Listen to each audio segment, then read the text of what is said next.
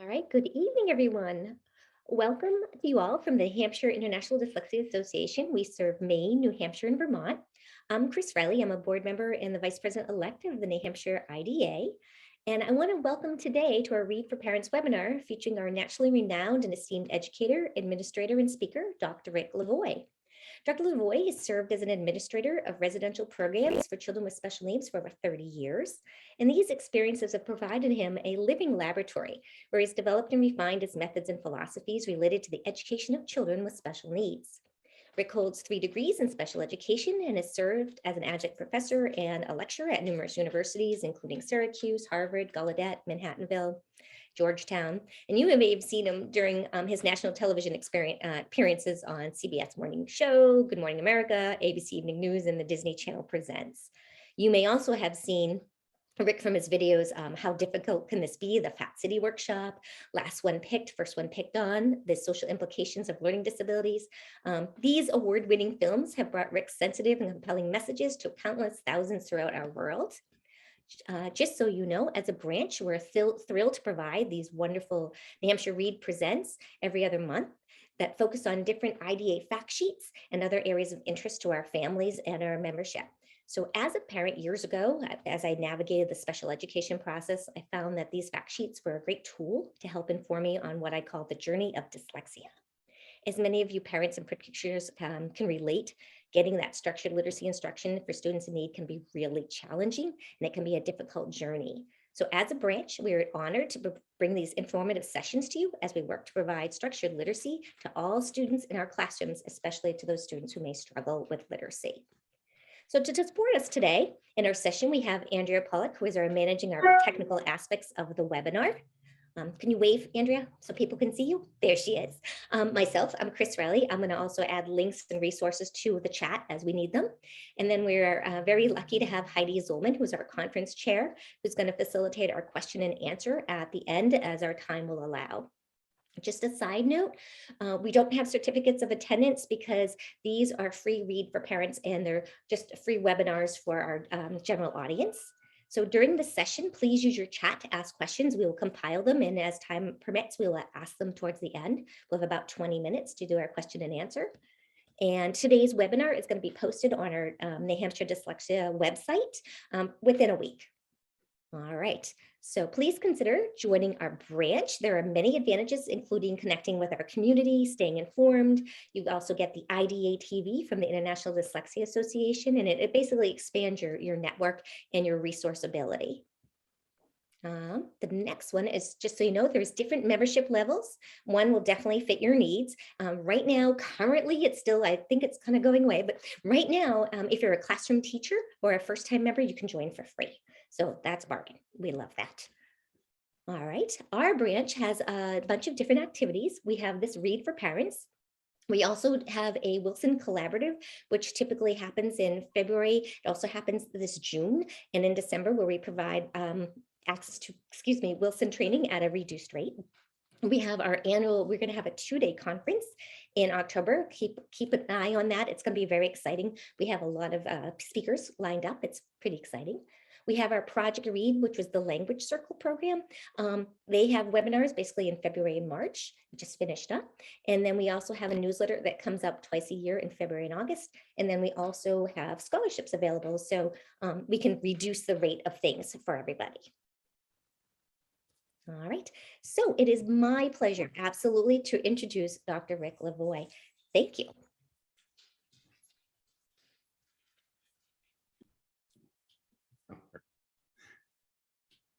You ready to go? There we go. There we go. Good evening. I am absolutely delighted to be with you this evening. I am a big fan of IDA and have been for years. I think I've been a member for 300 years. And I have a very strong belief in the work that IDA does. I'm a big hero of a gentleman named Tom Peters, who was a management consultant in the 1980s, although what he said then is every bit as right as it is today. And he said one time that the answer to any there were 3 answers to any institutional problem: training, training, and training. It's important that we continue to train as teachers. It's important we continue to learn as parents. If you did nothing but sit down and read the research done into reading and language and did nothing but that all day, you couldn't possibly keep up with it. So what IDA does is presents programs like this to keep professionals and parents abreast of what's going on in the field. And I'm delighted to be part of that this evening. And the topic that they selected is really one of my favorite topics. As Chris said in the very kind introduction, I've had an opportunity to, one of the great blessings of my life is for 30 years, I held leadership positions in residential schools. And when residential schools literally 24/7, 365, you're putting to bed at night and waking up in the morning. And when you have that kind of intensive experience with struggling kids, with learning and language problems, you learn two very, very important things. One is you understand the pervasive nature of the problem. Learning disabilities is not just a school problem, it's a life, language, and learning problem. And many of the difficulties that kids have during the day in school that could make it difficult for them to learn how to read, write, and spell, those same difficulties spill over into home life and family life and social life. And you do learn the pervasive nature of the problem. And secondly, you begin to recognize the importance of the family. Again, for 30 years, I was a local parentis to these kids. The parents would bring their kids from Ohio or Texas, or had a lot of kids from Europe and Eastern Europe, and they trusted you would take care of them. And it was our responsibility to keep in touch with the family. And so really one of my specialties now is studying and doing research and making presentations to families of kids with special needs. And the title for my workshop is On the Waterbed, the Special Needs Child at Home and in the Family. And the reason I call it On the Waterbed is because of an analogy that I draw. A family of five is like five people lying side by side on a waterbed. Whenever one person moves, everyone feels the ripple. And that's the way it is. That's the way it is in a family. If one member of the family's having trouble, dad's having trouble at work, mom's having trouble at work, one of the kids is struggling in school, if anyone in there is moving in that family waterbed, everyone feels it. I say to parents, you don't have a special needs child, you have a special needs family, because every member of that family is impacted by the presence of the special needs child, for positive or for negative. It can go both ways. Sometimes it goes both ways at the same time. I was in St. Louis, back on the road again. I'm delighted to be back on the road now that we're kind of seeing the pandemic in our rearview mirror. And I was asked to speak in St. Louis. And a school out there called the Churchill School, it's also a big follower of the Wilson programs, it put together, asked me to do a presentation for grandparents of kids with special needs. 250 people signed up for it. 250 people, grandparents, not the parents of child with special needs, but the grandparents as well. For the grandparents, as I explained to them, they're impacted by the special needs child as well. And I say for the grandparent, it's what I refer to as a double whammy, because not only is the grandparent seeing the struggles of their beloved grandchild, they're also seeing the struggles of their child, the adult child who's trying to deal with the special needs child. So it really, I think that on the waterbed analogy is a valid one. It really does impact on everyone in the family. And my bias is that it's tough being a parent now anyway. Just before COVID, I was flying home from, speaking in North Carolina, I was flying home, and you're sitting in the back of the plane, you get 18 inches of space. I was like, do a little world. Guy next to be having a heart attack, wouldn't even notice it. And about halfway home, I'm flying over Washington, D.C. someplace. And I remembered I had a lecture to deliver that evening at Boston College, and I hadn't finished putting it together. So I reached into my briefcase and took out some educational journals I had and dropped the tray table down in front of me and spread out these journals and took out some note cards and started taking some notes from these journals. And it was this middle-aged gentleman sitting right to my left, and he kind of leaned over into my space and saw what I was doing. And he said, excuse me, he said, are you in education? I said, yes, I am. He said, do you have any children of your own? I said, yes, I do. We have 3. And with that, it was very strange, almost mystical. His eyes kind of glazed over, and he looked out the window of the plane and shook his head and said, half out loud and half to himself, I couldn't tell he was talking to me. He said, God, I wish I had 3 kids. I'd give anything to have 3 kids. And I said, don't you have any children, sir? He said, yes, I have 6. The point being, it's difficult. It's difficult parenting today with all the things that are going on, the way the world is changing, and some of the challenges we face. It's difficult. It's difficult to parent today, and it's particularly difficult if you have a child with special educational needs. And that's what we're going to talk about today. And we're going to talk about the family, this on the waterbed concept. We're going to do something for those of you who are parents listening to this. We're going to do something that's probably never happened when you've gone to a workshop on behalf of your child. Not going to talk that much about the kid. We're going to talk about you. We're going to talk about the impact that a special needs child has on the parent, and most specifically on the marriage. The divorce rate in the United States today is 50%. 50% of divorces will end in divorce. That number is going down, by the way, but it's only because people don't get married anymore, so they don't show up in the statistics. But 50% of American marriages end in divorce. Some research that was recently completed at Indiana University indicated that for parents of kids with special needs, for parents of kids with moderate or severe special needs, 71% of families will have a divorce or a long-term separation at some point during their marriage. Now, that is statistically mind-boggling. That's a very, very significant difference. Why?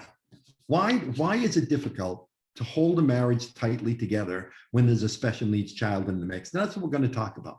We're going to talk about, if I could have the next slide, please. We're going to talk about the different kind of parenting that's required. It truly is a different kind of parenting that you have to have when you've got a child with special needs.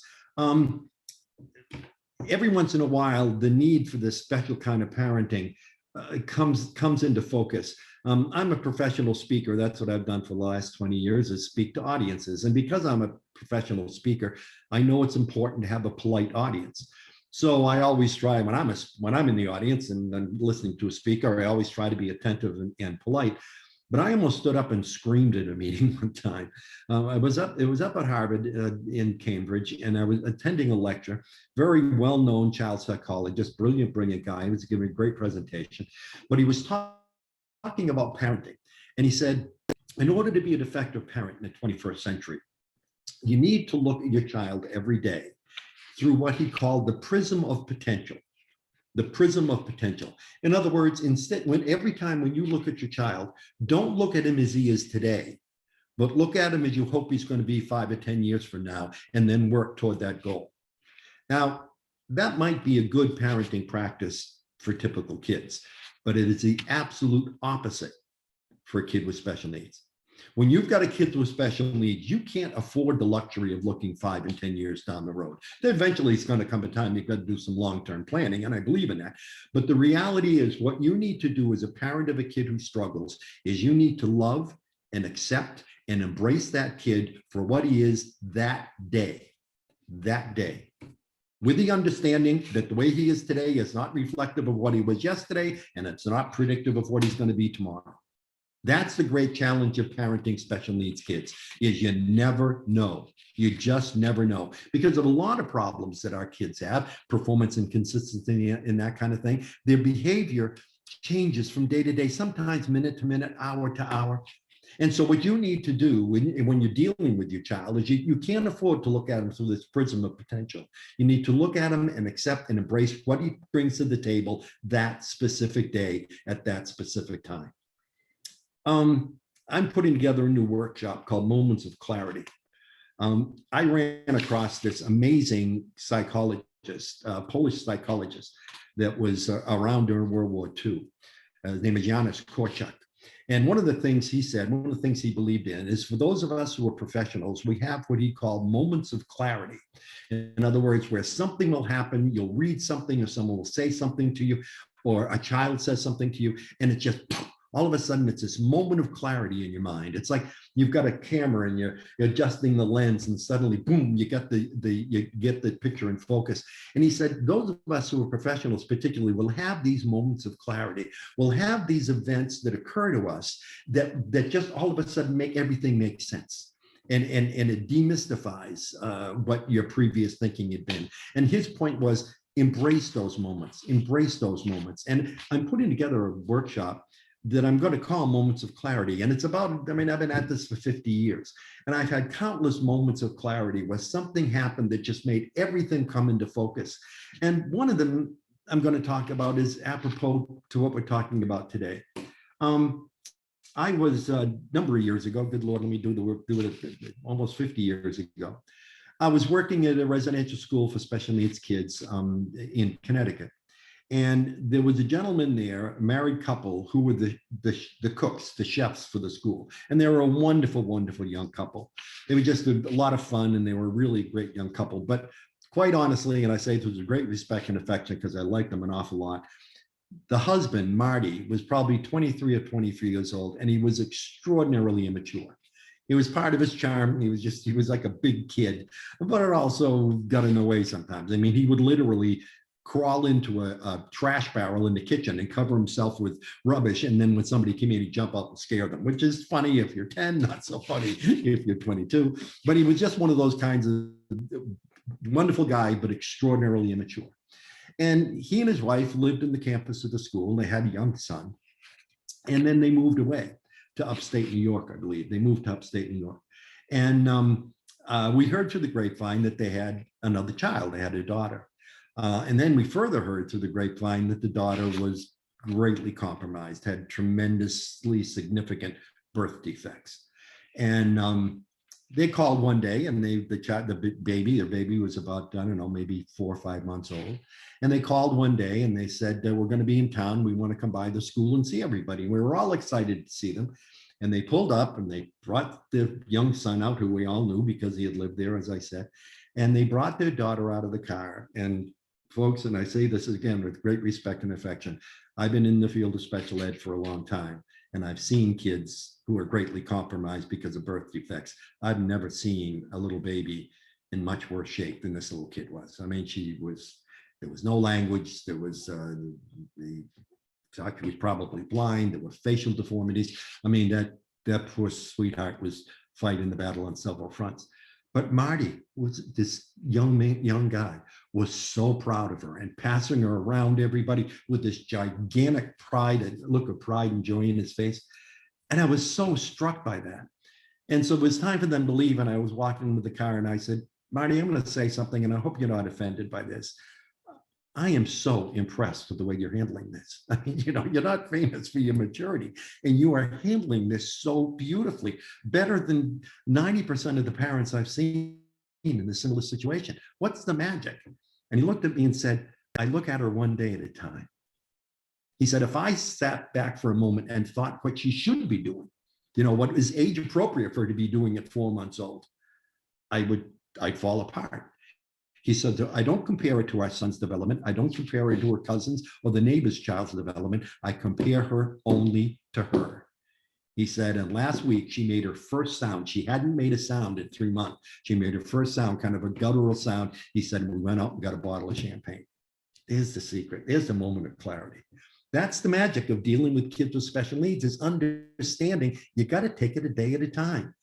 Progress doesn't come in big, giant leaps. There is no Forrest Gump explosion of knowledge and skill that suddenly comes. It really is a day at a time.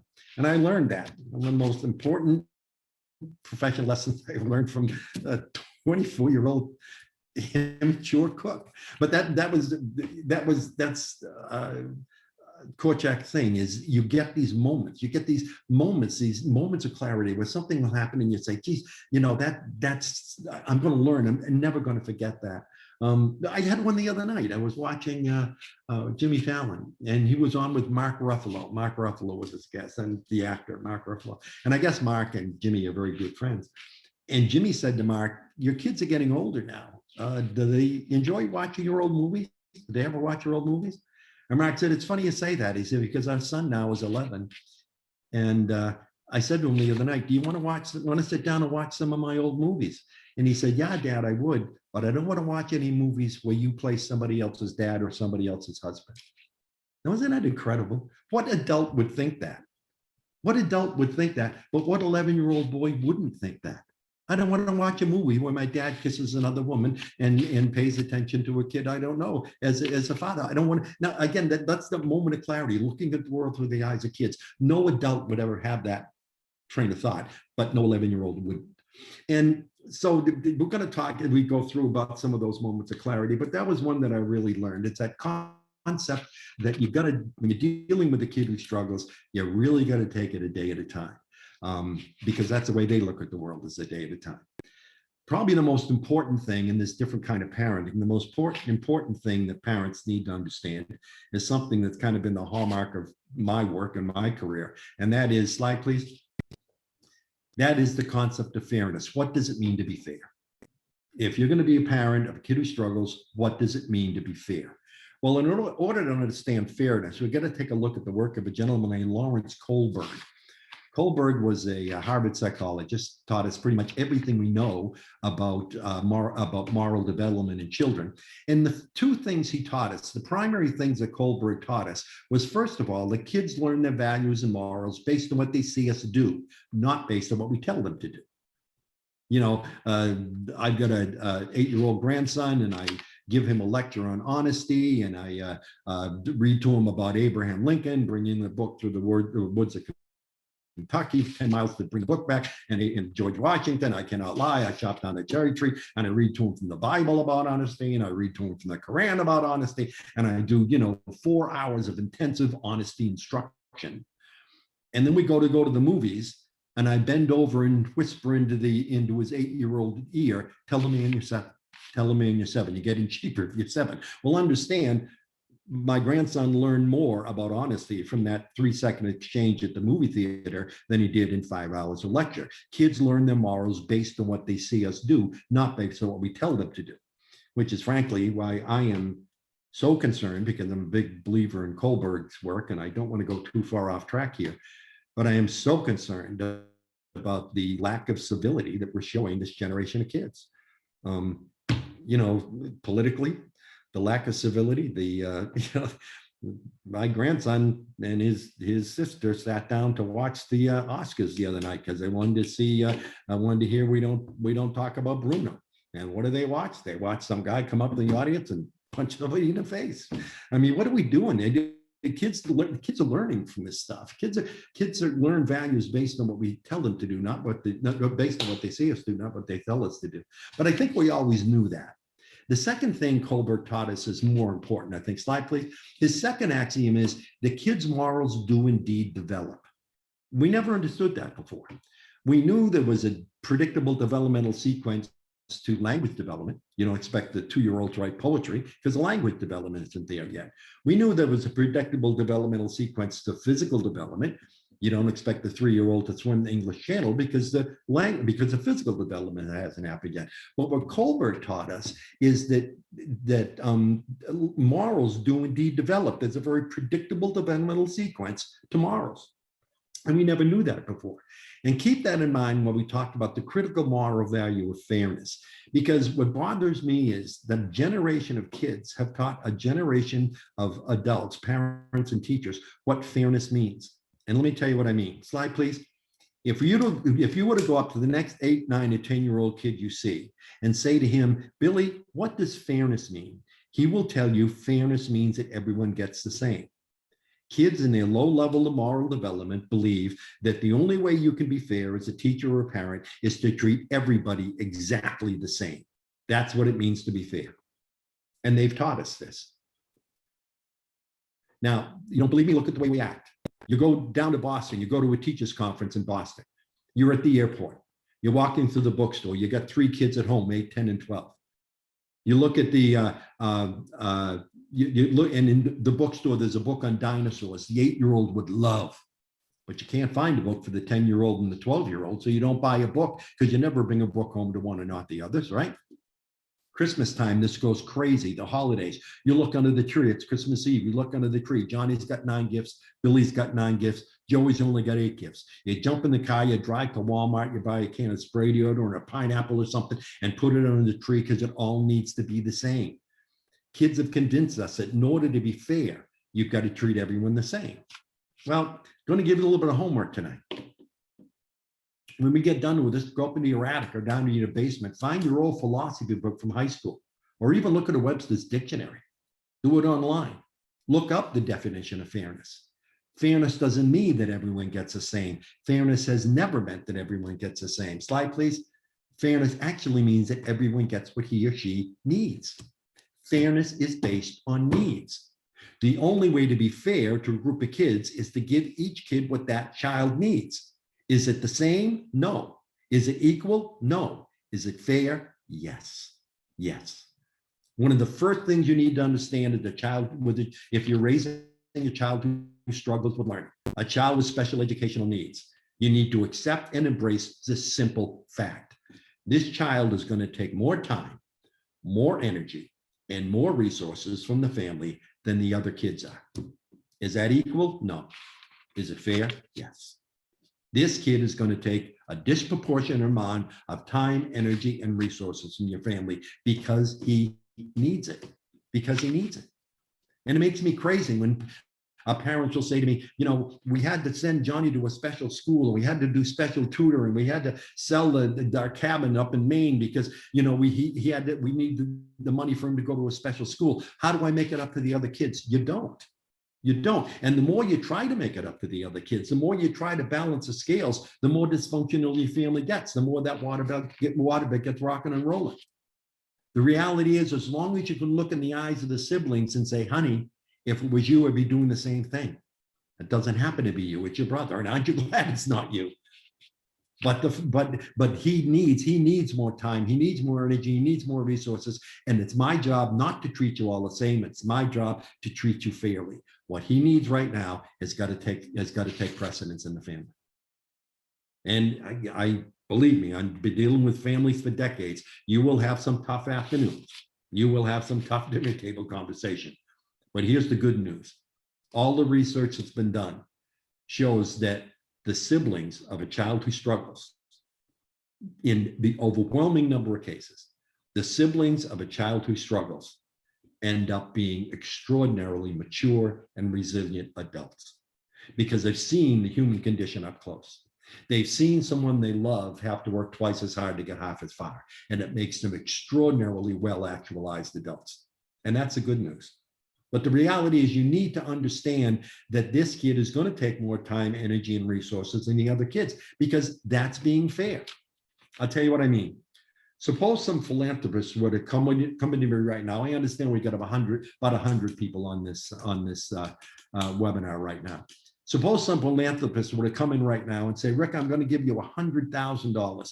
Please divide that money equally amongst the people on the call. Please divide it equally.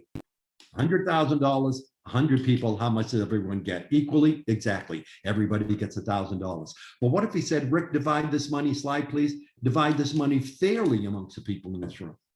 How much would everyone get then? I don't know. But I guarantee it wouldn't be an equal distribution of those funds. Maybe there's somebody in this audience now that has a chronically ill child at home, and $14,000 would allow that kid to have surgery or therapy he couldn't otherwise have. Well, fairness would dictate that need to be taken care of first. Suppose there's somebody in the audience who lost their home to a fire recently. And if they don't come up with $3,000 by the end of next month, they're not going to have a place to live. Well, fairness would dictate that need to be taken care of first. Distributing that money fairly and distributing it equally are two totally different distributions of those funds. And this is what makes me crazy when I'm working with schools. I'll say to a teacher, you've got 2 or 3 special needs kids in your class. Billy's going to need a little extra time to do his homework. Johnny's going to need a little less homework than the other kids. And Joni's going to need have someone read the test orally to her when she takes a test. And teachers will say, well, I can't do that. And I'll say, why not? A lot of answers I'll accept. I'll accept because I don't know how. I'll accept because I don't have time. I'll accept because I don't believe in inclusion. I'll accept because I don't like that kid. I'll go to the mat with the teacher on any one of those answers. The one answer I will not accept is the one I get most often, which is what? I can't do that for him. Why? Because it's not fair to the others. It's got nothing to do with the others. He needs it, the rest of you don't. The reality is that, and if you think I'm making this up, you know where this concept came from? Thomas Jefferson. Slide, please. Thomas Jefferson said in the papers he put together for the Declaration, there is nothing so unequal as the equal treatment of unequals. There is nothing more unequal than the equal treatment of unequals. So if you've got a disparate group of kids in your class who are not equal in terms of their academics, the only way that you can be fair to them is to treat those kids in a different other than equal way. So I think the first conceptual thing that parents need to understand is they need to understand the that this kid is going to take more time, energy, and resources than the other kids. So that's a lesson for the parents. How about a little lesson for the teachers? You can accept what I've got to say or not, but you can't deny this. I've got a national view of special education. I spent the last 20 years on the road. I've spoken every state in the United States at least 5 times. I have a national view of special ed. And I'm here to tell you we're doing a better job than we ever have before in terms of dealing with these kids. And we're doing a better job than we've ever done before in terms of dealing with each other. But we're not even close when it comes to the parents. Not even close. I think the next big hill that special ed needs to climb is for us to understand the journey that parents are on. Parents of kids with special needs are on a journey that no one asked for. In the history of mankind, there has never been a pregnant woman who got on her knees and said, "Dear God, please give me a special needs kid. Give me one of those. Give me one of those kids that gets a funny stomach aches every Sunday night because he knows he's got to get back on that roller coaster the next morning. God, give me a kid for whom the worst part of his day is recess and the lunchroom and the school bus ride, the best part of the day for other kids. Give me one of those." These folks are in a journey that nobody asked for, and we're supposed to be guides on that journey. And speaking to you as a colleague and a friend, we're not even close. We're not even close. We have so much work to do in order to understand what parents of kids with special needs go through. I've been doing this, as I've said, a long time. And you get to the point you think you've heard everything. You just, nothing could surprise you. Well, just before COVID, I was speaking in Amarillo, Texas, and his young mother came up to talk to me. The little boy, 6 years old, Tourette syndrome. Now that's a journey. That family's got a very long and difficult journey ahead of them. And she told me this story. Her kid had been in kindergarten 5 days. It was the Friday at the end of his first week in kindergarten. And it was about 8 o'clock that Friday night, and her phone rang at home. She answered the phone, and the woman on the other end said, "Hello, Mrs. Jones. This is Mrs. Smith. I'm your son's kindergarten teacher, and we need to talk." And the mom said, "Well, thank you for calling. What can I do for you?" And the teacher said, "Well, we had a speaker come through last summer, and he told us that whenever you call a parent on the phone, you should always begin the conversation by saying something kind and positive about the child." But frankly, I can't think of a single kind or positive thing to say. Can you imagine that? Now, by virtue of the fact you're tuned in tonight, you would never do that. You would never begin a conversation that way with a parent. But there are people in your school who probably would. So those of us who do understand the journey that parents are on, we have to redouble our efforts, because there are people in your school system that would begin a conversation like that. I mean, can you in your wildest dreams imagine talking to another member of the human race and saying, "I've spent 20 hours with your kid and I can't think of a single kind of positive thing to say"? But that's what many of these parents have been through. So those of us, as I said, that do understand, we need to redouble our efforts. And I'll tell you why I think we have such difficulty dealing with parents of special needs kids. I have 4 degrees in special ed. I have 4 degrees in my field. My nephew is a 21-year-old EMT in training to be an emergency medical technician. He's 21 years old. He's probably about 2/3 of the way through his training. I hold 4 completed degrees in my field. My nephew's had more training in dealing with people in crisis than I've had. My nephew has probably had 30 times more training in dealing with people in crisis than I've had.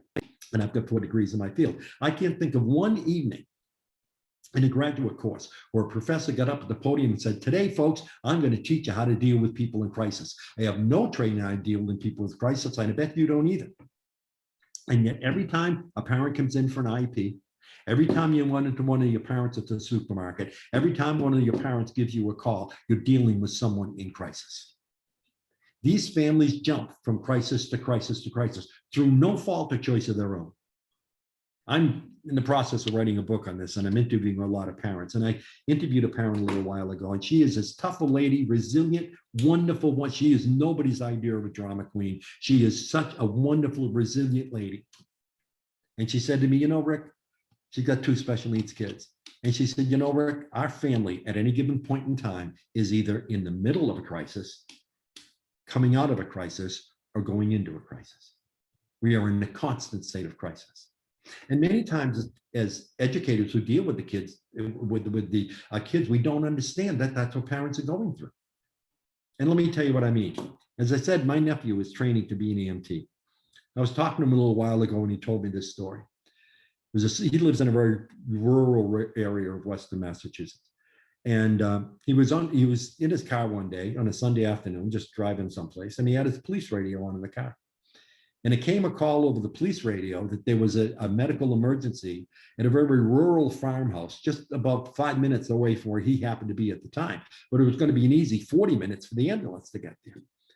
So he picked up his cell phone and he called the dispatcher. He said, look, I just heard there's a medical emergency on Thunder Mountain Road. He said, I can be there in about 5 minutes. Ambulance won't be there for 45 minutes. Do you want me to swing by the house and see what I can do? Dispatcher said, good idea. So he pulls up to this rural farmhouse. He goes up, knocks on the door. The door's answered by this young man, white as a sheet, shaking like a leaf, 25-year-old guy. And my nephew said, I'm with the fire department. What's the problem? He said, my dad. Is there something wrong with my dad in the kitchen? And he brings my nephew into the kitchen. And on the floor is a 75-year-old man in the middle of a major coronary. I mean, this guy is in huge, huge trouble. My nephew jumps into action, gets on him, starts doing the compressions. But he said, you know, Rick, as soon as I got on him, I knew he was dead. He'd probably been dead for 10 minutes before he got there.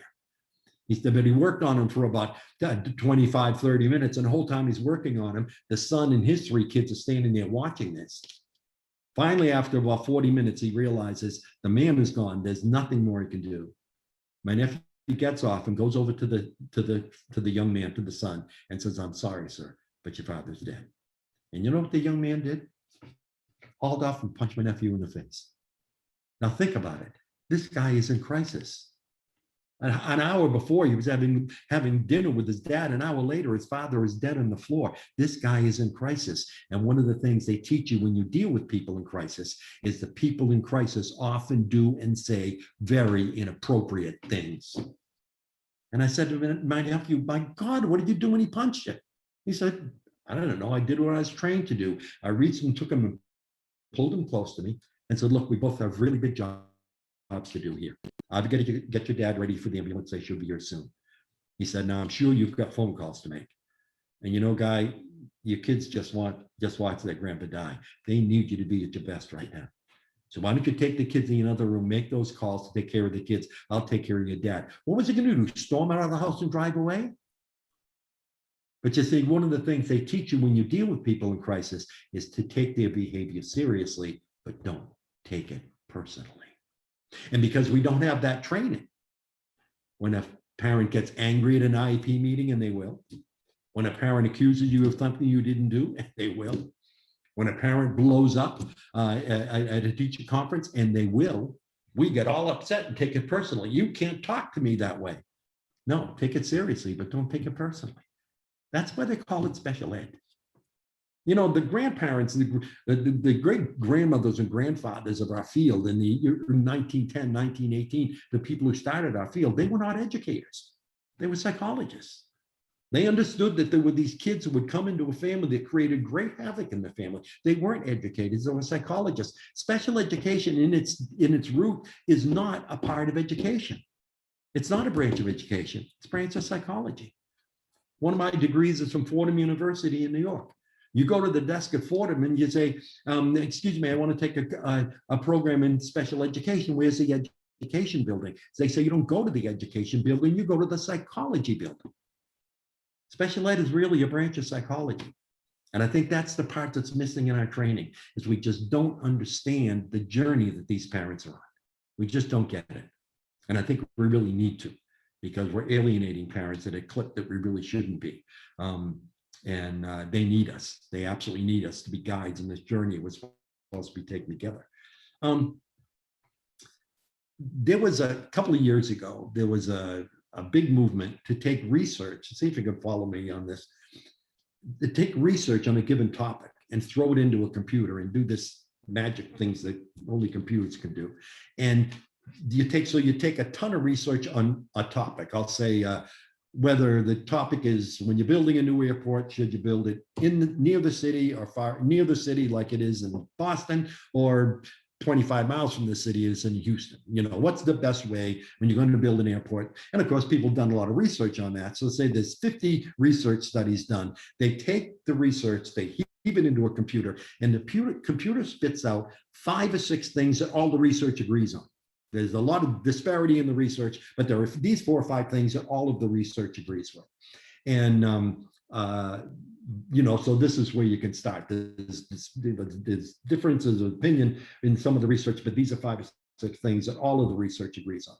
And somebody took all the information done, research done on parents of special needs kids, heaved it into a computer, bubbled it around, spit it out, and came up with 5 findings that all of the research agreed on. When I read this, it was about 15 years ago now, I guess, I was absolutely blown away. I couldn't believe what I was reading.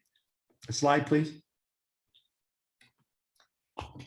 The research showed that the parental reaction to the diagnosis of learning disabilities is more severe and more profound than the diagnosis of any other type of exceptionality. Now think about this for a second. And by the way, in learning disabilities, I'm using the very broadest definition, what I call the hidden handicaps, the kids who have the mixed blessing of looking like everybody else, but having severe or significant language and learning problems. I call it the mixed blessing because it is. We're a very visually oriented culture. And I know teachers that would never be cruel to a child with a hearing aid or a child in a wheelchair, and yet they're very refuse to be able to understand the kid who's got a learning problem because he looks like everybody else, so he just must not be trying hard enough. But the parental reaction to the diagnosis of LD is more severe, more profound than the diagnosis of any other type of exceptionality.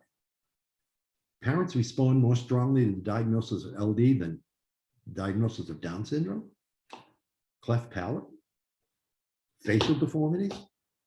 I mean, I don't want to get ethereal about this, but if I were to die and go to heaven and God says you're going to come back, you can come back either with a child with severe Down syndrome or a learning disability. Which would you take? I think I know what you'd take. And yet the parental reaction to diagnosis of LD is more severe, more profound than the diagnosis of Down syndrome. Why? Why? One word. Slide, please. Onset. Onset. When you have a child with Down syndrome, when do you find out about it? The day the child is born. The child comes down the birth canal. The doctor takes one look and looks at the parents and says, we need to talk. And you leave the hospital knowing you've got a lifetime of special ed and sacrifice ahead of you. Not so for the kid with learning disabilities. The preschool development of most kids with learning disabilities is largely uneventful. It's not until they get into school that you begin to realize how severe the problem is. So the reason parents respond so strongly to it is they didn't see it coming. They think they've got an otherwise typical kid on their hands, and suddenly in 3rd grade, somebody calls from the school and says, we're referring your child for special ed. And it throws the parents into a very, very unique series of stages of mourning, M-O-U-R-N-I-N-G. It throws them into stages of mourning that are totally different than the stages that you find with the reaction to Down syndrome or facial deformities, cerebral palsy, those other disabilities that you know at birth. There are 2 things that have always puzzled me. I love dealing with parents of special needs kids, but there are 2 things that have always puzzled me about you guys. Slide, please. One is what I call the difference in professional perception. The number of times in my career that I have disagreed very, very strongly with a colleague over a period of time over the same set of parents. I'll tell you what I mean. When I was living in Connecticut, there was I was the director of education at the private school in town, the independent school in town for kids with learning disabilities. That was my job. I ran the school for kids with learning disabilities in the town of Greenwich, Connecticut. I was the director of education. One of my best friends was a guy named Tony Minotti. Tony ran the high school program for kids with learning disabilities for the town of Greenwich. Okay, so I ran the private school for kids with LD. He ran the public school for kids with LD. Now you'd think we'd kind of be in competition with each other and stuff, but we're actually great friends. We went to graduate school together. We really believed in the same stuff. We were friends of they were, husband and wife or friends or their husband and wife. I mean, it was just really, really good friends. And we agreed on almost everything professionally. And I remember there was one time Tony called me and he said, "Oh, Rick, get ready. You got the parents from hell coming to see you. You guys talk about us. We talk about you too." He said, this couple is moving here. They've got a special needs child. They're moving here from Ohio. And they came to see the program the program we offer in the public schools. They were awful. They were supposed to stay for an hour. They stayed for 4 hours. They made my secretary cry. We said you can't talk to the kids because of confidentiality reasons. They go right up to the kids on the hallway and say, "What do you think of special ed in the school?" They were terrible. They were so difficult to deal with, and they hated our program. So I gave them your business card. Well, thank you, Tony. He said, "Yeah, next time they're in town, they're looking for a house. Next time they're in town, they're going to give us a call." About 6 months later, I got a call. "Hello, Mr. Lavoie. These are the Smiths. We're from Ohio." Oh my God, it's them. It's them. So he said that we want to come see the program tomorrow. So I give my secretary the day off. I wore a bulletproof vest to school. I bring my crucifix. I'm ready to fight off these evildoers.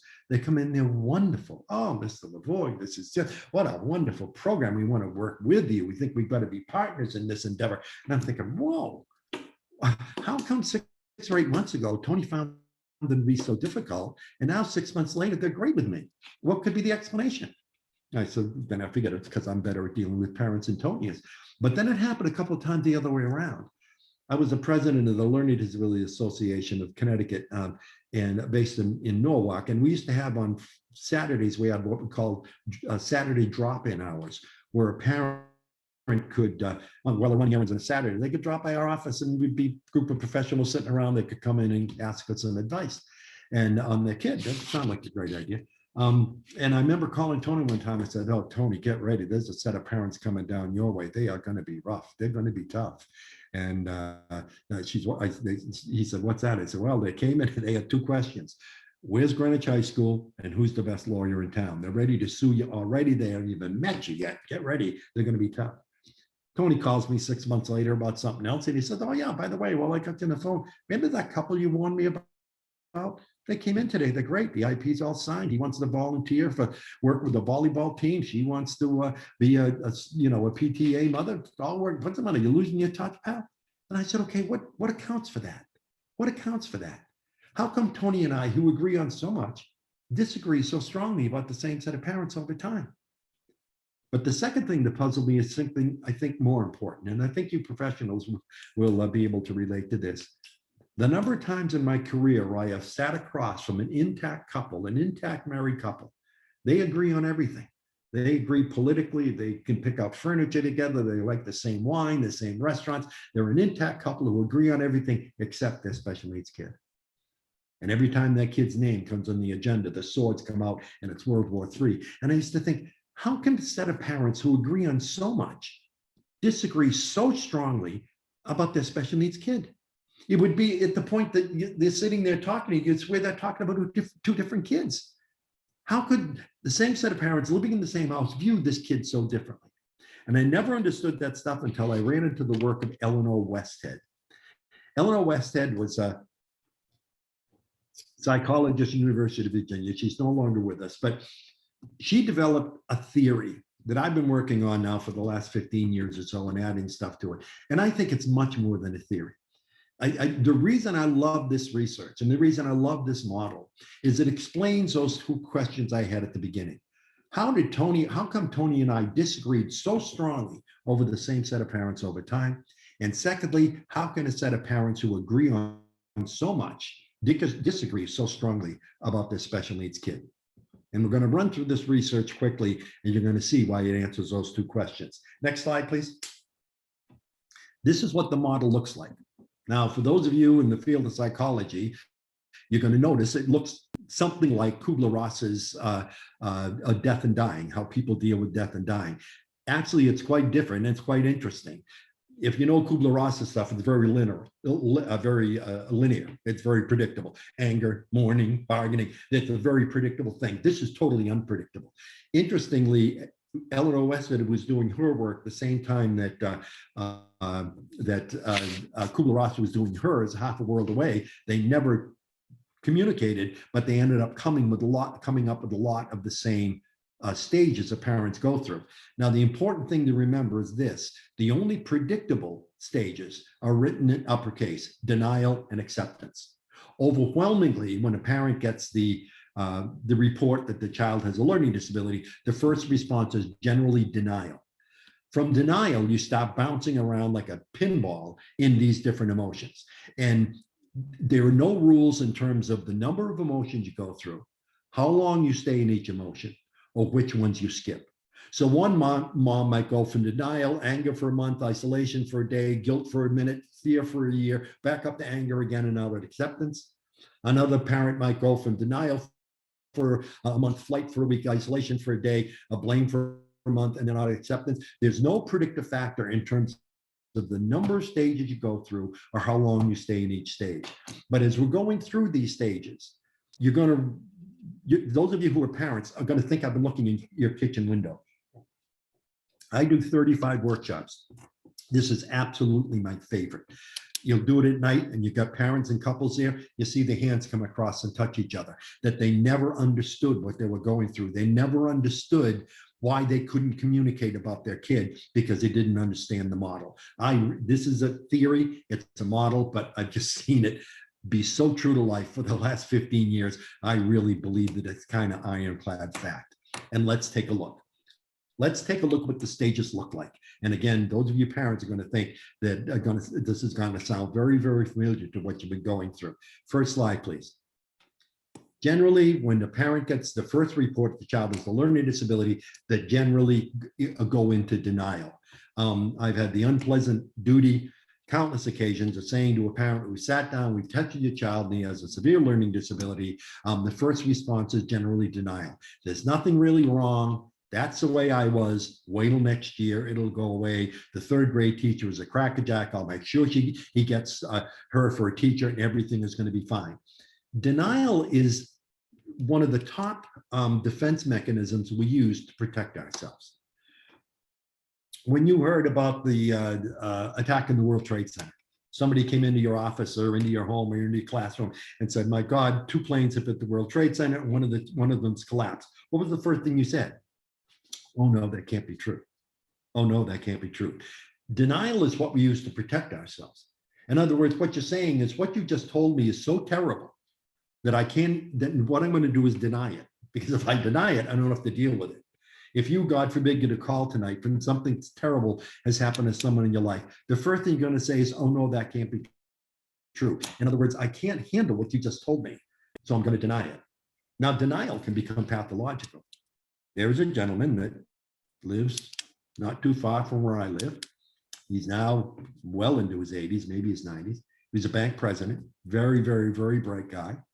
Gets up every morning and raises his American flag and the missing in action POW black and white flag. Raises 2 flags, goes in and sits down at his computer and writes letters to every member of Congress and to the White House on a regular basis, asking them to reopen the search for the missing in action in Vietnam. His beloved only son disappeared in the jungles of Vietnam in 1973. This guy is convinced that his son is alive and trying to get out. Convinced. And God bless him, he will probably go to his grave believing that his son is still alive.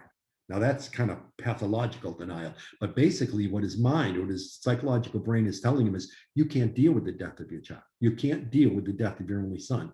So we're going to deny it, because as long as we deny it, we won't have to accept it. We won't have to deal with it. He will probably go to his reward denying that his son is dead. Now that's pathological, that's not good. But the first response many times is denial. And because teachers don't understand this, you say to the parent, your child has a learning disability, we've got to do more testing. And the parent says, no, he's not going to be fine. Wait till next year. And we say, well, the parent doesn't care. No, you just gave the parent some kind of crappy news. Give her some time to wrap her head around it. She'll come back, but give her some time to wrap her head around it and understand what's going on. So denial is the first stage. After that, again, no predictive factor, but we'll talk about the stages. Slide, please. Bargaining. We'll move. We'll change schools. We'll send them to camp. I'll give money to a charity. I'll stop smoking. It's a very ineffectual stage you go through where you're trying to bargain it away. I'll take what's behind door number 3. I'll like I said, I'll stop smoking. We'll send them to camp. Where you're trying to like bargaining with the supreme being to make this go away. It's a pretty ineffectual stage because you don't get much done during the bargaining stage, but you find yourself sometimes trying to, let's make a deal. How can we make this go away? So you might go through a period of bargaining. Slide, please. Blame. Blame is where the parent takes all the locus of control and gives it away. It's everybody's fault but mine. You baby him. It's not from my side of the family. It's those damn teachers, where basically the parent takes all the responsibility and gives it away. For those of you listening as colleagues, as professionals, raise your hand, please, if you've been blamed by a parent for everything that's ever happened, including the attack on Pearl Harbor. Yeah. What's my advice? Very easy advice to give, difficult advice to take. Take it seriously, but don't take it personally.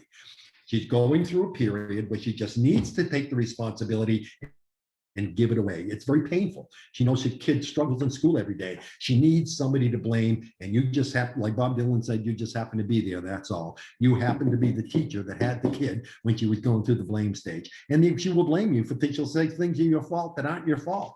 Again, my advice, take it seriously, but not personally. Understand this is part of her journey. You happen to be with her on this part of the journey. So the period of blame, and you're going to see coming up later, there's a mirror image, the complete opposite of the blame stage. Next stage, please. Next slide. Mourning. Mourning is one of the most misunderstood words in English language. If I were to go to your downtown area, wherever you are in northern New England, and ask the first 15 people I met, what does mourning mean? They say it means sadness, and it really doesn't mean sadness. It means reflecting on what might have been. For all of us that, the Boston Red Sox won the World Series in 2004.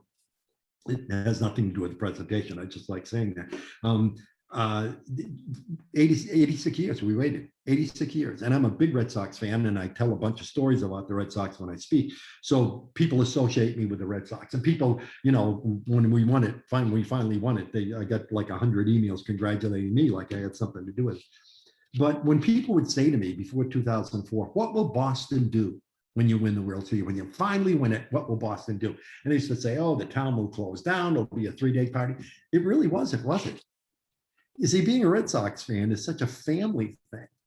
If you were a Red Sox fan, your dad was a Red Sox fan, his dad was a Red Sox fan, and on and on and on. It's such a family thing being a Red Sox fan.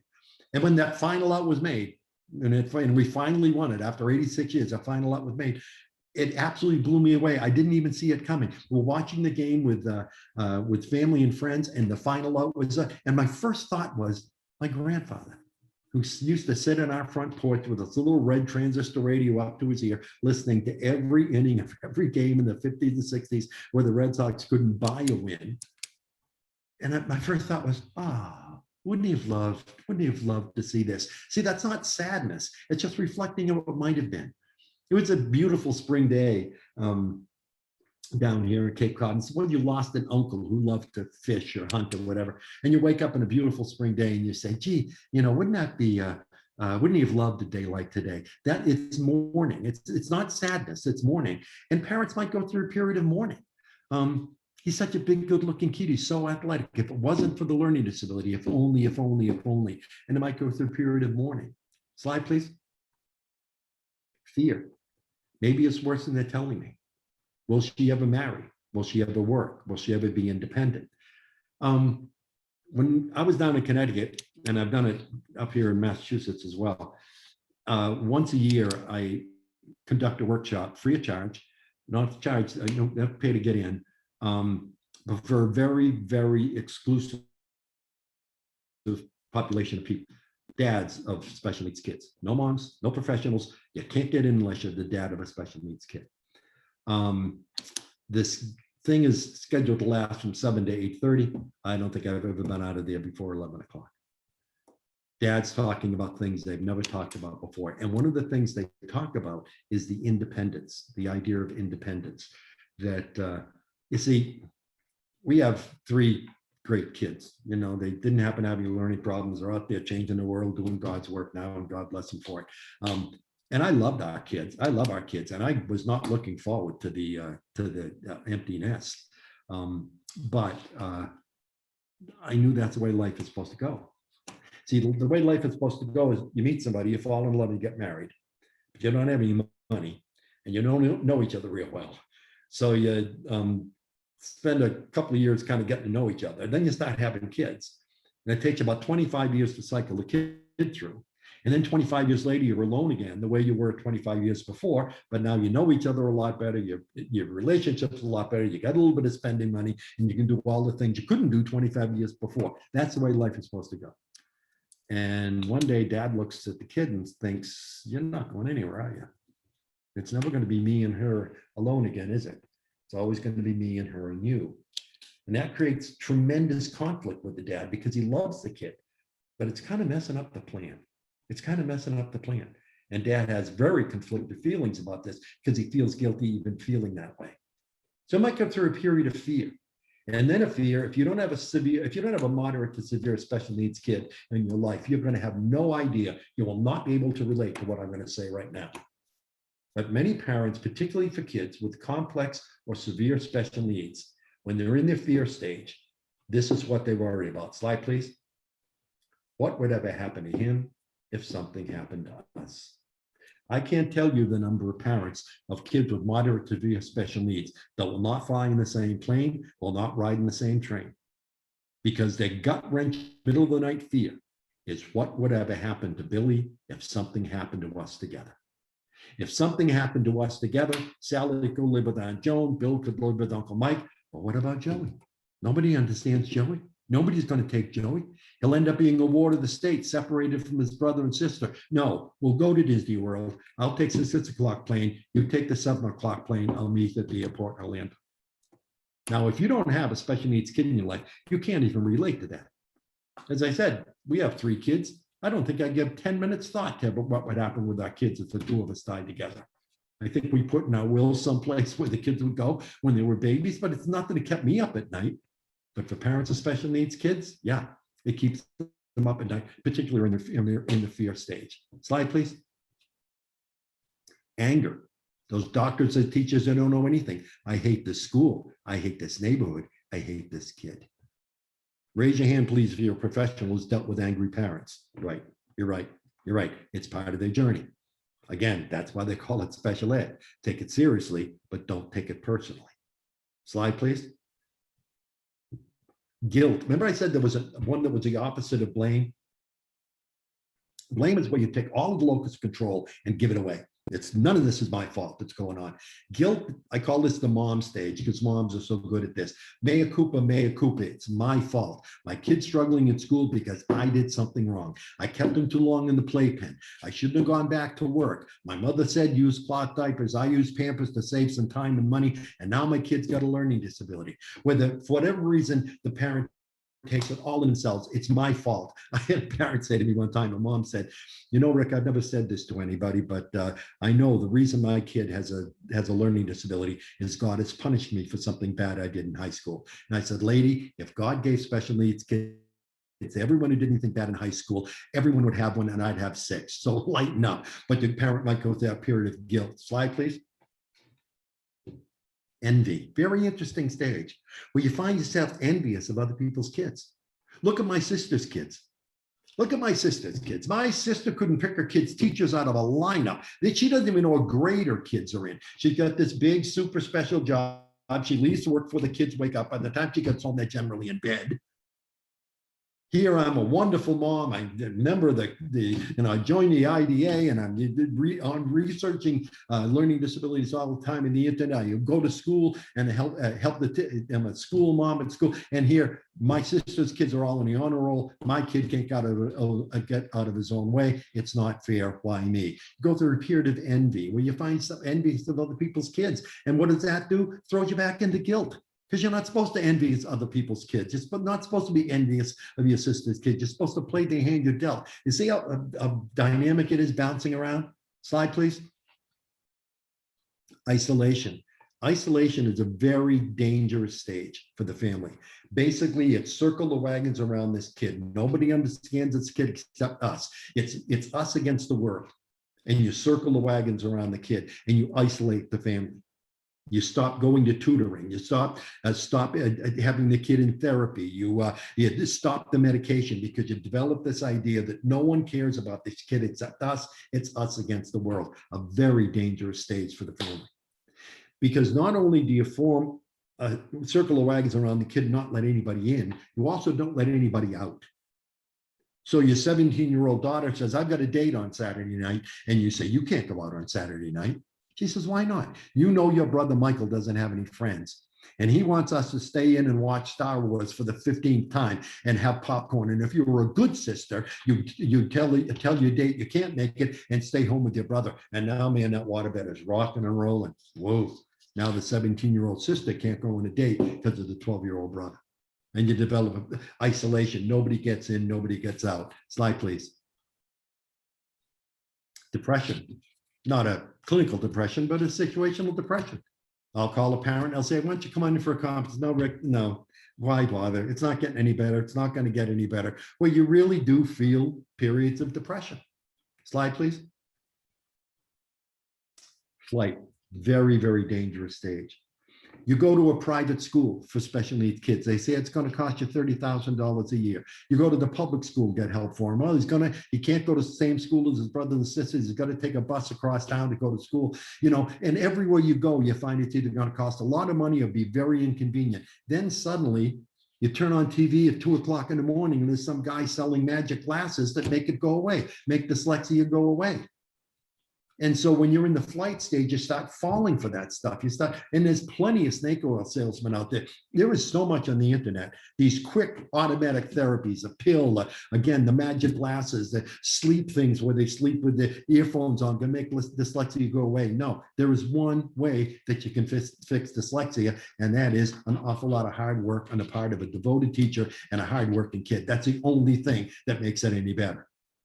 But when you go through that flight stage, you're trying to find a simple answer to a complicated question, and you find yourself falling for things that you never would have fallen for when you were in the flight stage. If you're lucky, slide please. If you're lucky, you go through all that stuff, you come out at acceptance. Let's get to work.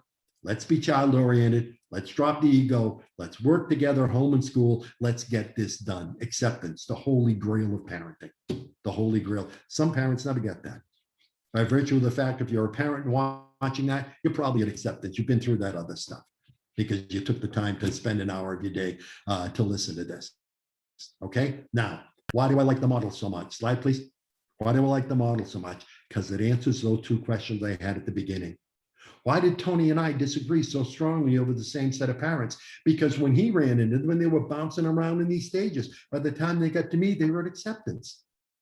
For 30 years, I ran residential schools for kids with special needs, 150, 200 kids a year.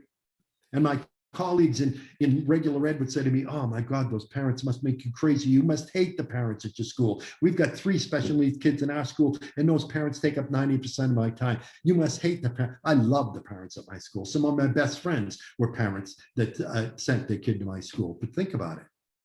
No parent's going to pack up his kid and send him to a school in Cape Cod unless he's accepted there's a problem. Almost by definition, every parent I dealt with was at acceptance. It's you folks in the public schools that got to deal with all that bouncing around between anger and isolation and mourning and guilt. So it answered that first question. How come Tony and I disagreed so strongly? But I think most importantly, it answers the second question. How can a mom and a dad disagree so strongly about the care and feeding of their special needs kid? Well, just because you met somebody, fell in love and got married, does not mean you're going to walk hand in hand through this model. And what happens is mom is at one stage and dad is at another. And for the first time, they can't speak. For the first time, they can't communicate. So let's say dad's in the isolation stage. Nobody understands this kid except us. Mom's in the flight stage, looking for a simple answer. Dad comes home from work, pulls down the driveway. Mom is sitting in the driveway on the suitcase with the kid by the hand. Don't turn off the car. Take me to the airport. We're going to New Jersey. The father says, what are you talking about? We're going to New Jersey. There was a guy on Oprah, and there was, who said that if you put cod liver oil in a kid's stomach and put them under a sun lamp, the learning disability goes away. The mom's in flight. We're going to New Jersey. The dad says, wait a second, hold it, babe. Nobody understands this kid except you and me. And I'm not all that sure about you. But no wacko's going from New Jersey is going to get a hand on my kid. We are not going to New Jersey. And she says, you just don't want to spend the money. It's got nothing to do with the money. And she says, well, if it was Billy, you'd be, don't you tell me I love one of my kids. And boom, they're off to the races. And they don't even know why. They don't even know why. I keep this laminated under my blotter. And when a set of parents come in, I take it out and I say, where are we today? Where are we today in this chart? And for the first time, they understand it's not that the dad's being insensitive, it's just at a different stage. It's not that the mom's being crazy, want to try these things out. She's just at a different stage. And so for the first time in the marriage, they can't communicate. Now we're running a little bit over because we want to take some questions, but let me just say a couple of things in addition to this. The research we've done on this shows who stays the denial longer, mom or dad. Dad in 90% of the cases. 90% of the cases. When I used to, before COVID, I go out and speak to a parent group, it'd be 200 moms and me. And they come up and give me the husband's business card. Would you please call him and talk to him about this? Dad usually denies it much longer than mom does. Two reasons for that. One is mom is so good at being mom. The kid comes home from school, he throws his book bag in the fireplace, he kicks the dog, he slaps his sister, he sits at the kitchen table and says, I hate that school, I hate that school, I hate that school, I'm not going back. Mom sits down, brushes his hair, makes him some cocoa, puts some marshmallow in it, gets him all calmed down, helps him get his homework out of the way. Dad comes home at 6:30, the kid's in watching ESPN, watching the ball game. Dad comes in, mom says, I'm really worried about Michael. Maybe we should get a tutor. He's having a real tough time in school. Dad says, what are you talking about? Michael, how you doing, Mike? I'm fine, Dad, I'm fine. Yeah, it's no problem. See, Dad doesn't see it. 5 or 6 times in my career, I've had a dad come into my office and say, the reason I came today is I was homesick from work yesterday and I saw him get off the school bus. I never saw that before. I never saw the look in his eyes, the pain in his eyes. And the second reason dad denies it longer is, in many cases, not all, but not even most, but in many cases, the apple didn't fall far from the tree. And dad had trouble in school himself. And not because he doesn't love his kid, but because he does. He can't even imagine going to work all day knowing his kid is going through what he went through. He can't even imagine going through that. So what does he do? He denies it. To protect himself, he just denies it. So the wife says, I think he needs a tutor. I don't want to hear about it. He's going to be fine. In other words, what he's really saying is, don't make me go there, babe. Don't make me sit at work every day knowing he's going through what I went through. It's too painful. So the new work we've done in this shows dad stays in denial longer. And the bad news about what we learned about this is acceptance is not permanent. Acceptance is temporary. We used to think once you accepted it, boom, you were done. You were done. But no, what we find now is anytime there's a major change in a kid's life, you get thrown right back up in the model again. So the kid's in elementary school, you work real hard to get the teachers to understand him. It's good, a good IEP team, everything's working, the kid's doing well, you're accepted. Good, I can take a breath. All of a sudden it's time to go to the middle school. Throws you right back up in the model again, bouncing around, and then you get an acceptance. Oh, time to go to the high school, get thrown back up again. That it's kind of a circular process. It's not quite as simple as we thought it was, which is once you got to acceptance, then everything was fine, you were golden. It just isn't that simple. So we want to get to questions, but the point of this is that both as parents and professionals, we need to understand that these folks are in a journey, and as I said, a journey that no one asked for. It can cause tremendous complications. I told you the statistic that 70% of families with kids with moderate to severe special needs will have a divorce or a long-term separation at some point. And this is the reason why, is it's very, very difficult to communicate when the husband and the wife are looking at the problem through very, very different lenses. And it's very difficult for professionals to deal effectively with parents because, again, the parents are going through these stages. But if the professional can understand these stages, they'd be much less likely to take behavior personally, much less likely to get terribly upset when a parent, gets angry or blames them. It's part of the territory. In terms of the territory, as I said, that's why they call it special ed. So I want to open it up to questions. I'm not sure exactly how we're going to do this. Um, So much. That was absolutely wonderful. Heidi, do you have a list of questions? Hi. Yeah, we have some questions, mhm, and we don't have too much time, but we'll ask a few. okay. We And have some great. before you do it, I've got Yes. a website, ricklavoie.com. I am religious about responding to emails. So it's really what I do. So if we don't get to your question, just write to me at rick@ricklavoie.com and I will get back to you. Okay. The first question, Rick, is what role do you think the system or process of special education creates division between educators and parents? Are there systemic changes that you think would make an impact to bridge the divide? Yeah, there's a lot that we can do to bridge the divide. There are a lot of small things we can do. I do a workshop for administrators, and I talk about the simple thing of the IEP. You know, have the person run the IEP, walk out, meet the parent in the parking lot, walk him in. You know, those kinds of. On my website, I got a number of things that can make it easy. It's going to be a conflictual relationship because of one important word. The law says that school systems need to provide an appropriate education. Appropriate. Well, if my kid's got special needs, appropriate to me is the best program in the world. Nothing less than that is going to be appropriate because I'm a kid's parent. And I don't want to hear about adequate. I think an appropriate would be. So there's always going to be that conflict because it's not the school's job to provide a perfect program. It's their job to provide an appropriate program. So there's bound to be that conflict there. But I think I've seen so many school systems where particularly the school leader, the person in charge of IEPs, the principals of school, can really bring parents and teachers together in a very positive way.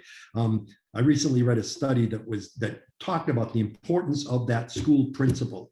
What they did is they looked at 2,000 schools that were working in terms of mainstreaming and inclusion, schools that were doing it right. And they wrote this really, the title for the report was very complicated because it was a grant, so they had to make a complicated title. But the subtitle was, we found some bad schools we found some bad schools with a good principal. Some schools are in trouble, but there was a principal coming to work every day trying to make it better. But we found no good schools with a bad principal. In other words, it's that man or woman in the corner office that really sets the tone for special ed. I do a workshop for public school administrators called These Kids Are With Me. And basically, it's the principal standing up and saying to his staff, these special needs kids are with me. I've made a commitment that it's going to work for these kids, and you're going to be answerable to that. There's accountability here. So short answer to the question is the key person is the school principal. Thank you so much. All right, so a couple more questions. Are there specific books, webinars, or videos that families can use to help them inform them on the parenting process of students with dyslexia? Yeah, I'm a big believer in LD Online. They're based out of Washington. I've never seen any junk on that website. I mean, they really do take a good hard look at everything they put up on that. You're going to find great parent stuff there.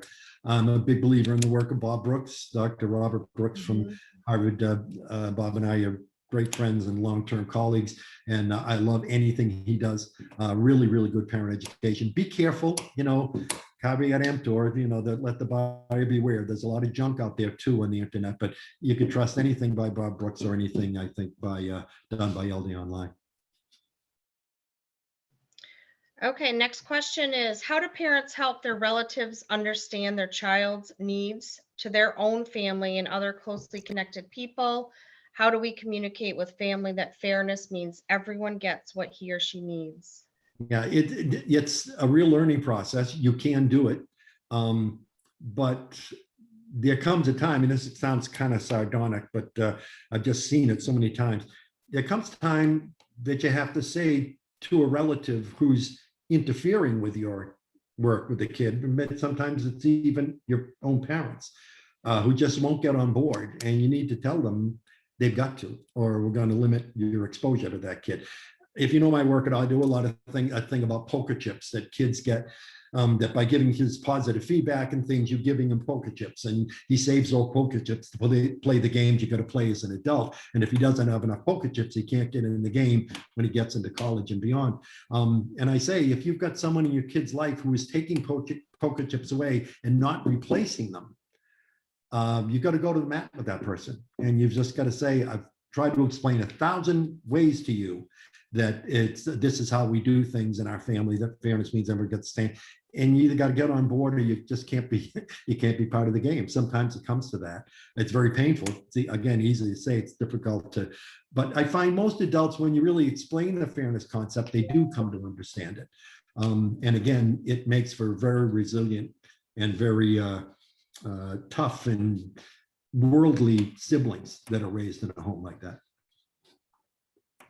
Are there local or national organizations that support siblings of children with special needs? Yeah, there's a thing called the Siblings Network. Actually, there's a number of them, but they're kind of the grandfather. They're the ones who really came up with it. And they've got, if you know my Fat City workshop, for years I would do it. Remember, I said earlier that I used to do one with dads. I also used to do one with siblings. You couldn't get in unless you were a brother or sister of a kid with special needs. Those were absolutely fascinating, where kids just had no idea what their brother and sister was going through. And again, if you know Fat City, it's a simulated experience where you actually get the experience of struggling with learning. And those were really eye-opening experiences to have. But try the Sibling Network. They've got good stuff. Okay. So how do educators help families navigate the special education process? And, you gave us some great tips, but like to sum it up, talking to the educators. Well, if you look early on in the 94-142 in 1975, I mean, the first special education law says that it is the responsibility of the school system to explain the process to the parents. It's not an option. It's right in the law that it's the responsibility of the school system to teach the parent how to navigate. There's some stuff online, as I said, gone on record saying a lot of junk online, but there's also some really good stuff online that gives schematics, a one-page schematic of what the process is, what the IEP process is in New Hampshire or Vermont or wherever you happen to be. And having those laminated, and every teacher has one, where they can say to the parent, okay, your next step is this, because anyone who's been through that process knows that if you skip a step, you can put your case in jeopardy. There really needs to be a sequence you follow. So that material has already been done. It's where they've taken the entire special ed process, made it simple, made it graphic, and made a chart of it that you can share with parents. Okay, I think we've summed up most of the questions. We had some great questions, and you answered a lot of them before we even started. Well, thank you. And again, I'm available online. If I just could close with something. The whole time I was down here in school on Cape Cod, beautifully decorated school. I mean, the parents raised all this money in this beautiful Cape Cod antiques everywhere you look, and just beautiful, except for one room, the room that I decorated. I decorated it myself, and it's a conference room where we met to talk to parents about their kids. So we met as a staff members to talk about kids, consultants who were coming in to talk about kids at the school. And it was our conference room, and it was a table and 12 chairs. That's it. No window treatments, no beautiful plants in the corner, no wall hangings, nothing. Totally barren. Table and 12 chairs. There was only one thing that hung on the wall. And the reason it was the only thing in the wall is when people walked into that room, I wanted them to look at that sign and realize those are the rules once you come in this room. These are the rules. And what was on the sign was an old African proverb. I get very impatient with the concept of new wisdom. Shut up. There's no new wisdom. All the wise stuff has been said. It's in Shakespeare, it's in Dickens, it's in the Bible. All the wise stuff has been said. And I love ancient proverbs because there's so much wisdom there. And I found a centuries old African proverb, and I had a sign made out of it, and it hung in that conference room for 20 years. And here's what it said. When elephants fight, it's the grass that gets trampled. When elephants fight, it's the grass that gets trampled. Two great big 2-ton rogue elephants meet in the jungle. They're banging heads and banging heads, but they're so strong and powerful and well protected with that bony structure in the front of their skull. They bang heads for 2 hours, walk away unhurt, unscathed, ready to fight another day. But in the meantime, they've leveled every shrub, every blade of grass, every piece of vegetation in the area is trampled and gone forever. When elephants fight, it's the grass that gets trampled. We need to understand that. When the adults in a kid's life are fighting, it's ultimately the kid who gets hurt. When the parents and teachers can't get along, or teachers, the English teacher doesn't get along with the special ed teacher, and they're banging heads, fine, you're big, you're strong, you're powerful, you can come back the next day ready to fight again. But in the meantime, the kid didn't get the services he needed. When elephants fight, it's the grass that gets trampled. You walk into that meeting, you check your ego at the door. You check your ego at the door, you go in there and you work on behalf of kids. If we could get that magic in the bottle and start doing that, I think 80% of the problem you've got in special ed would go away. I love that. Yeah. Feel free to use it. I'm writing it down right now. So There you go. yeah. That tomorrow. Thank you. That was wonderful. Thank you so much for coming. We really appreciate it. I had a wonderful time. God bless. Take It care. was absolutely wonderful. Thank you so much. Bye So just so you know, team, everyone who's come, thank you so much. Our next wonderful read for parents is what we call I Screen, You Screen, We All Screen.